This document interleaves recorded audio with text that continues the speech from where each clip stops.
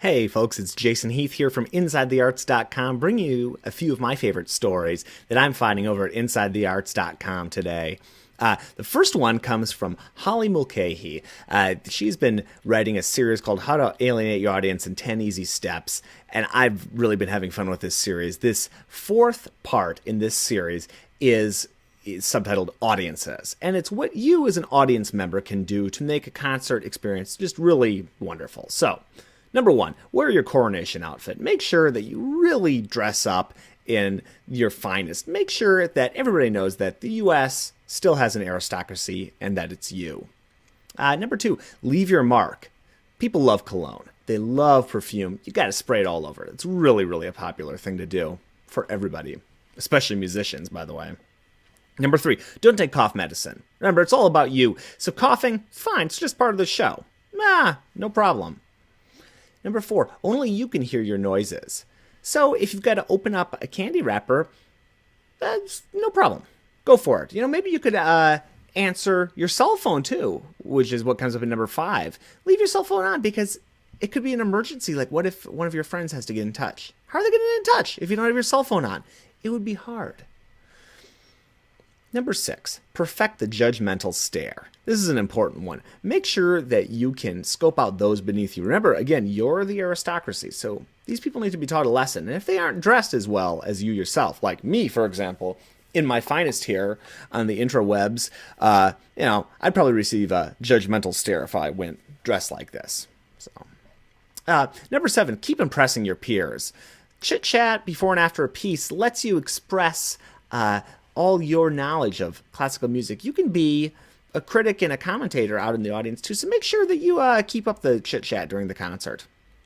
But if someone else is talking, number eight, shush them like you've never shushed before. You got to keep those other people quiet. Remember, you're the expert. So, and number nine, be the clapper.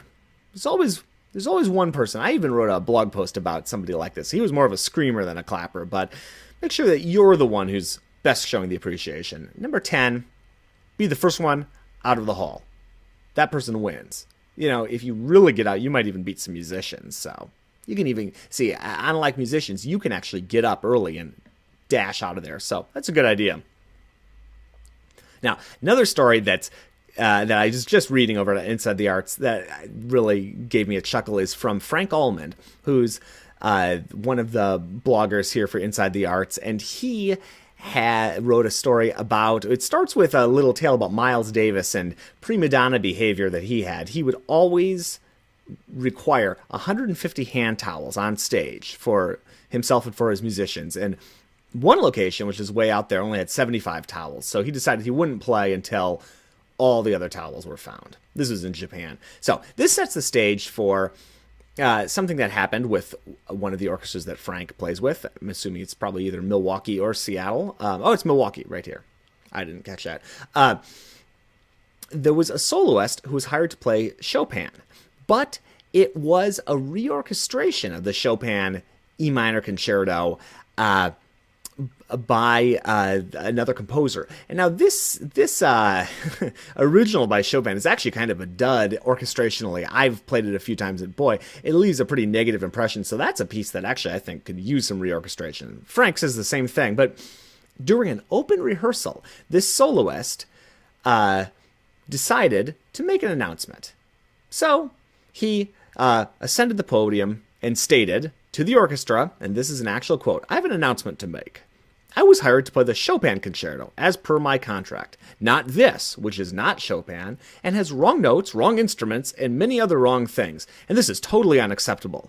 The orchestra is welcome to hire another pianist, but it would cost a great deal of money, since they would have to pay me as well, either way. So you have some decisions to make." That is the type of person that falls into the audience category of Holly's story. Lovely.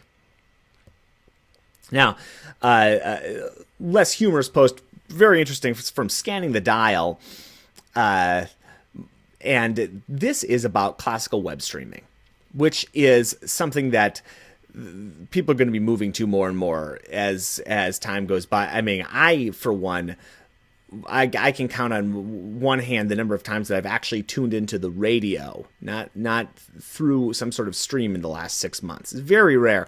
I do listen to radio channels, but it's usually via web streaming over my iPhone, which is a fantastic way to do it. And Mike Jansen, who wrote this piece, gets into that. He talks about some of the possibilities that classical music is going to have in web streaming. So he quotes commentary on the website of Media Industry News, saying that streaming audio represents a massively popular mode of online behavior that invites a range of publisher partnerships, branded audio channels, or editor's choice channels, for instance. Why shouldn't an online site offer an audio feed of its editor's web radio channel or channels created by that issue's featured celebrities? To me, this hits it right on the head. This is going to become a more and more competitive world for classical musicians. Everybody's attention is divided so much anyway right now. How are you going to, as especially like a classic traditional broadcast station, reach out and get these new media audience members, people with a high level of technological sophistication that are really looking for particular content, and if they can't find it, they're just going to find it somewhere else. It's what's happening with newspapers. I mean, everything is moving online. Everything is becoming very, very highly personalized, and being able to, and I do this myself, which is why I find this interesting. On the iPhone, I use an NPR app that allows me to scan the stories from All Things Considered, from Morning Edition, from Fresh Air, and I can just select the stories I want to listen to and listen to those selectively. I don't ever sit down and just listen. So that's the way classical music's going to move in terms of web streaming too. It's got to. That's the way everything else is moving. So maybe not the way people want things to go, but that's the way the world's moving. Mike talks about Pandora, an application for web streaming that is unbelievable. It's fantastic. I use it for classical music. I use it for rock. You can create your own tailored channels. Maybe at some point I'll do a webcast about this fantastic service. But that's the way things are moving, and we have to get on board as classical musicians.